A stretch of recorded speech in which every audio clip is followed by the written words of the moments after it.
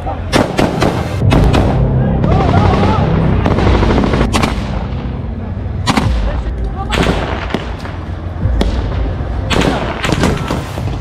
Hamas युद्ध के बीच Israeli सेना दो मोर्चों पर युद्ध का सामना कर रही है। एक तरफ जहां आईडीएफ गाजा में हमास से जंग लड़ रही है, वहीं उत्तरी इजराइल बॉर्डर पर लेबनान के आतंकी संगठन हिजबुल्लाह के साथ जंग का खतरा बढ़ता जा रहा है, क्योंकि जैसे जैसे आईडीएफ गाजा में हमले तेज कर रही है, वैसे वैसे हिजबुल्लाह भी उत्तरी इजराइल पर अपने हमले तेज कर रहा है।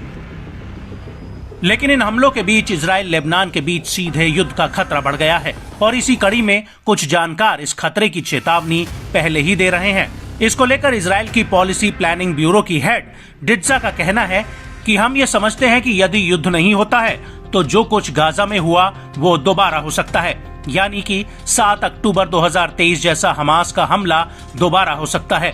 दूसरी तरफ हम ये जानते हैं कि यदि युद्ध होता है तो वो बड़ा होगा और इस युद्ध में बड़ी संख्या में सैनिक और नागरिक मारे जाएंगे।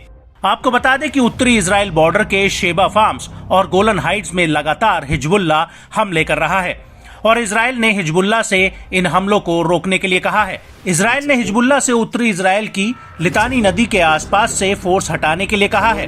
बड़ी बात यह है कि इस इलाके से सिर्फ 30 किलोमीटर दूर पर संयुक्त राष्ट्र की सेना बॉर्डर पर पेट्रोलिंग करती है।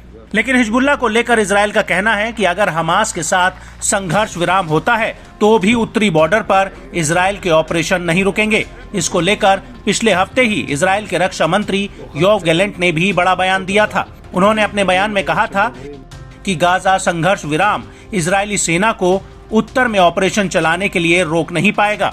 कुछ जानकारों का ये भी कहना है कि अगर इजराइल का हमास के साथ सीज फायर होता है तो वो हिजबुल्लाह पर हमला करने के लिए लेबनान में घुस सकता है। लेकिन हिजबुल्लाह के लिए ये युद्ध इतना आसान नहीं होगा, क्योंकि अभी तक हिजबुल्लाह ने इजराइल के खिलाफ जितने भी युद्ध लड़े हैं वो सभी युद्ध हारा है।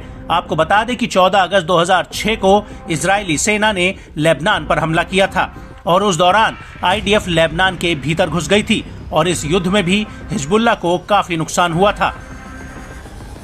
लेकिन बड़ा सवाल यह है कि अगर हिजबुल्लाह पर इजराइल हमला करता है तो क्या वो अपनी रक्षा कर पाएगा? तो आपको बता दें कि ईरान के इशारे पर ही हिजबुल्लाह लगातार इजराइल पर हमले कर रहा है, या यूं कहें कि हिजबुल्लाह इजराइल के खिलाफ ईरान का ही एक मुखौटा चेहरा है। ईरान के शीर्ष नेतृत्व की तरफ से भी हिजबुल्लाह को इजराइल पर हमले तेज करने की छूट मिल चुकी है। लेकिन इसके बावजूद भी अगर इजराइल और हिजबुल्लाह में युद्ध छिड़ता है तो ईरान के हथियार इजराइल के खिलाफ काफी अहम साबित होंगे।